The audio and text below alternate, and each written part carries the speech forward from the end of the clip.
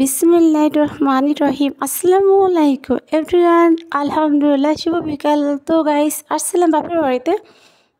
আমার কাছের মানুষ ছাড়া কিন্তু কেউ বোঝে না সবসময় আমার কোন জিনিসটা লাগে। তো সবসময় কিন্তু আমার সকাল বিকেলে সন্ধ্যা ১ কাপ চা হলে চলে।